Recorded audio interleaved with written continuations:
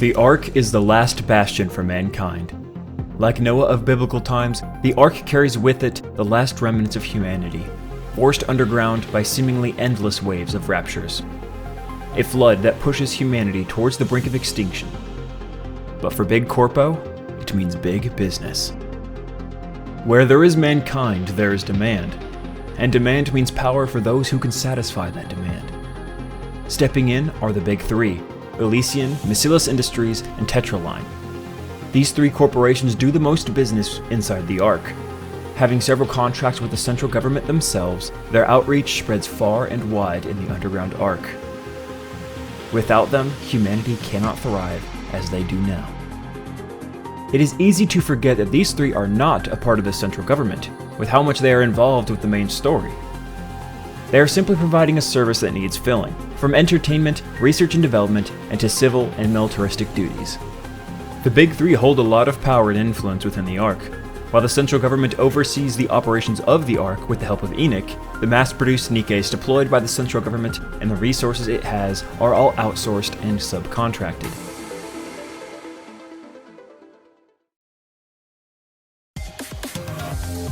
Like Boeing or Lockheed Martin of the United States, or Minabe Mitsumi and Daikin in Japan, Miscellaneous Industries fills the role of research and development of cutting-edge weapons and technology.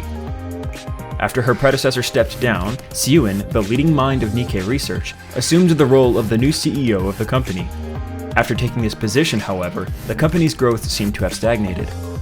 Desperate to raise her company's value, she takes any tasks that Tetraline and Elysian don't, leading the Ark's research and development of Nikkes and their capabilities. Focusing on rehabilitating incarcerated individuals, preserving music and flora, as well as the development of potential combat mech suits to help Nikkes go toe-to-toe with high-class raptures.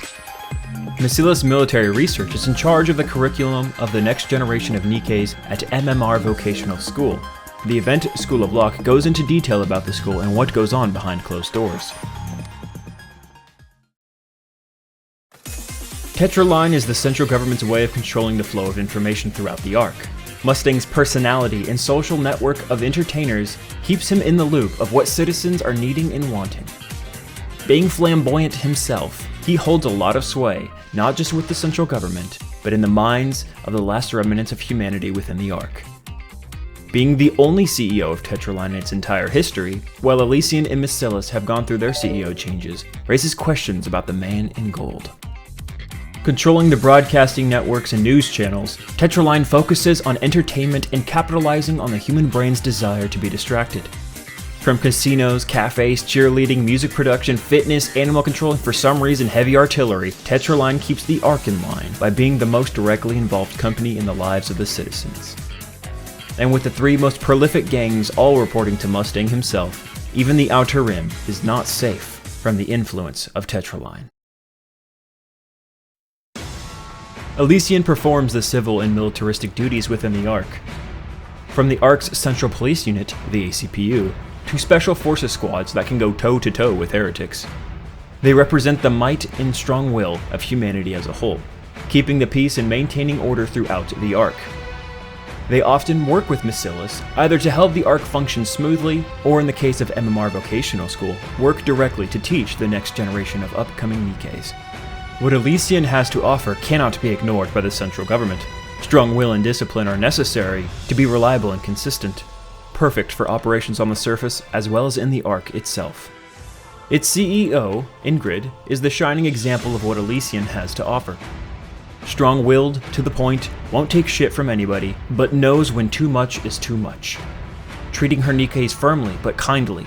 Even the creation of the virtual environment simulator, the simulation room, is all thanks to Ingrid and her dedication to training only the best.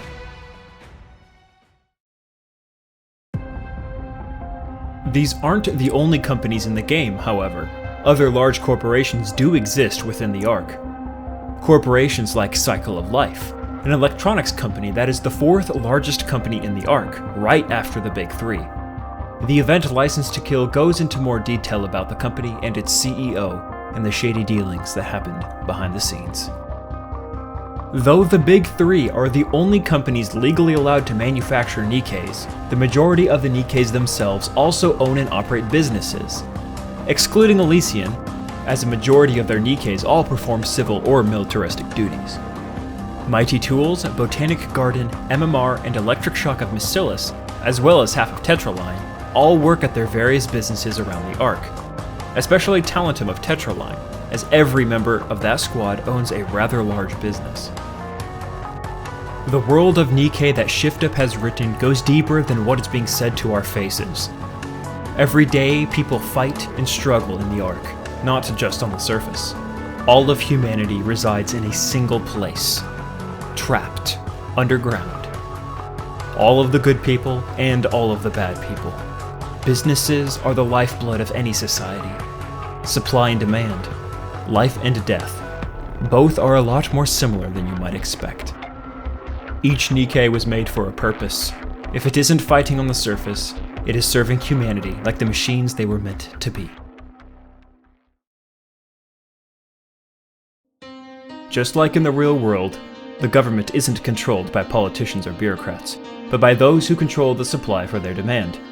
Information is power, and the Big Three often know the same, if not more, than the central government of modern day. These three corporations help protect, preserve, and pioneer the last remnants of humanity, pushing beyond what the universe has planned for the inhabitants of the Ark. The way ShiftUp handles these manufacturers in-game is interesting. Elysian is often pushed to the side, though lately has had their deserved time in the spotlight. Weakest units in the game, even though their company is literally the military, focused on power and discipline. Miscellus is finally getting their roster to grow a bit with more powerful units, making Tribe Tower a lot easier. C1's company has had quite a bit of time in the main campaign, but with the recent uptick of minor event representation, it's good to see the Miscellus roster grow. And Tetraline is, well, Tetraline. Large events, sex sells, the usual. Mustang and ShiftUp know what people want to buy. The majority of Tetraline's representation in the game has primarily been event-focused. But with what seems like a larger story lurking below, hopefully ShiftUp will give them the love that they deserve, more than just being used as an easy way to sell fan service. Thanks for watching. I'm Ganungagap III, and I will see you all again later.